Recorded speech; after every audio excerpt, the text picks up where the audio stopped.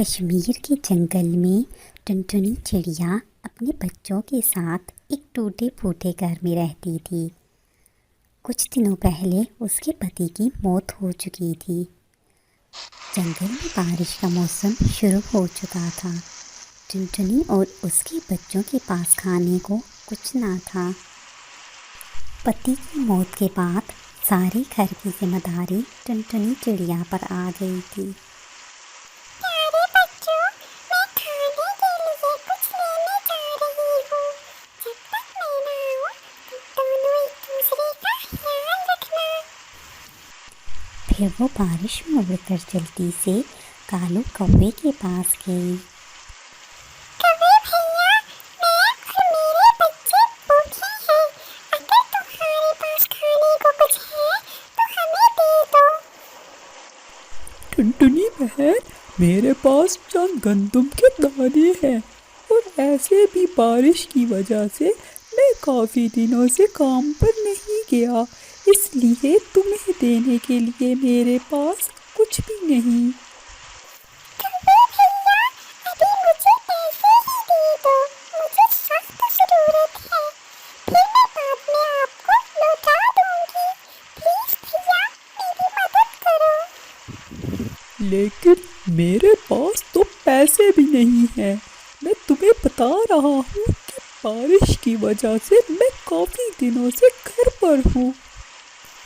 ठीक है कौवे भैया, फिर मुझे अपने मिट्टी के बर्तन और खिलौने दे दो।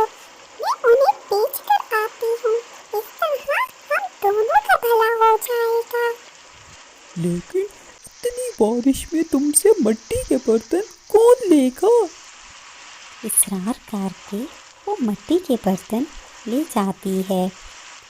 मिट्टी के बर्तन ले लो, मिट्टी के बर्तन ले लो, मिट्टी के बर्तन ले लो। इस तरह थोड़ी देर में वो सारे बर्तन बेचकर आ गई। कालू कौवा वो सारे बर्तन बिके देखकर खुश हो गया। वाह टुनटुनी बहन, तुमने तो कमाल कर दिया और बारिश में भी सारे बर्तन बेच दिए। ये लो तुम्हारा इनाम। टुनटुनी चिड़िया वो मिट्टी के बर्तन पैसे लेकर जैसे ही घर आई तो उसने देखा कि उसका घर वहाँ पर नहीं है और बच्चे पास ही बैठे दरख्त पर रो रहे हैं। मम्मा मम्मा, आंधी और तूफान ने हमारा घर तोड़ दिया है। फिक्र न करो बच्चों, तुम दोनों तो ठीक हो ना। और जहाँ तक घर की बात है तो वो हम दोबारा बना लेंगे। और फिर कुछ सोचकर टुनटुनी चिड़िया ने मिट्टी के बर्तनों को तोड़कर उस मिट्टी से एक नया घर अपने और अपने बच्चों के लिए बना लिया। और फिर सब मिलकर उस मिट्टी के घर में हंसी खुशी रहने लगे।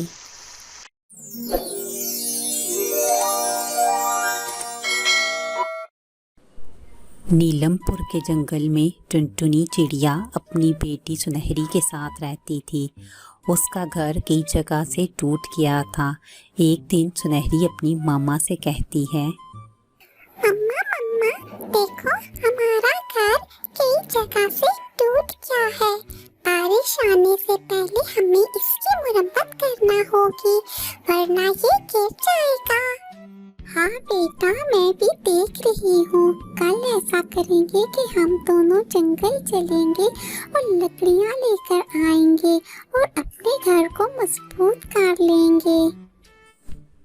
अगले दिन वो दोनों जंगल जाती हैं। तभी टुनटुनी चिड़िया अपनी बेटी सुनहरी से कहती है, बिटिया, तुम इर्द-गिर्द लकड़ियाँ तलाश करो। मैं सूखी घास और दूसरी चीजें लेकर आती हूँ। फिर टुनटुनी चिड़िया घास लेने चली जाती है और सुनहरी चिड़िया सूखी लकड़ियाँ तलाश करना शुरू कर देती है।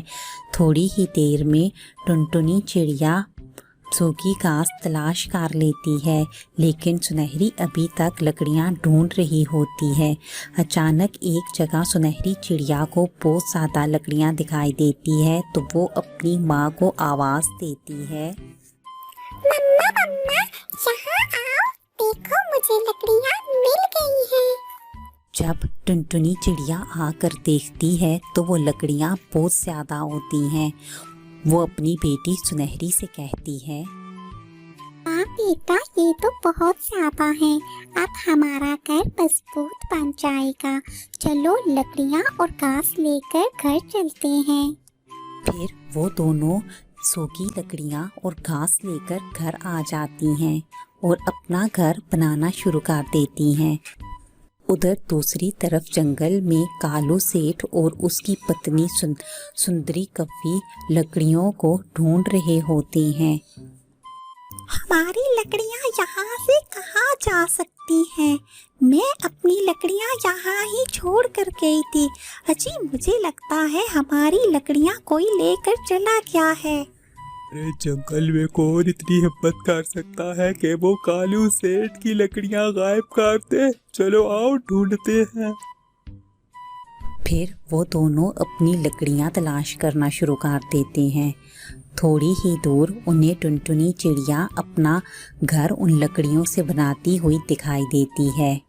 उसे देखकर वो दोनों जल्दी से उसके पास जाते हैं और कालू सेठ कहता है, टुनटुनी चिड़िया, तुम्हारी इतनी हिम्मत कि तुमने हमारी लकड़ियाँ चुराई हैं। जल्दी से नीचे आओ और हमें हमारी लकड़ियाँ वापस करो। कालू सेठ की आवाज़ सुनकर टुनटुनी चिड़िया जल्दी से नीचे आती है और कहती है, कालू सेठ, मुझे नहीं पता था कि ये लकड़ियाँ तुम्हारी हैं। ये मेरी बेटी सुनहरी ने मुझे दिखाई है। मैं ऐसा करूँगी कि कल तुम्हारी लकड़ियाँ तुम्हें वापस दे दूँगी। आज तो मैंने अपना घर बना लिया है। मुझे कल तक की मोहलत दो, मैं तुम्हें तुम्हारी लकड़ियाँ वापस कर दूँगी। लेकिन वो दोनों पति पत्नी उसकी एक बात नहीं सुनते और टुनटुनी चिड़िया का घर तोड़ फोड़ कर अपनी लकड़ियाँ इकट्ठी कर लेते हैं और वो अपने साथ अपने घर ले जाते हैं। या ये सब देखकर रोना शुरू कर देती है।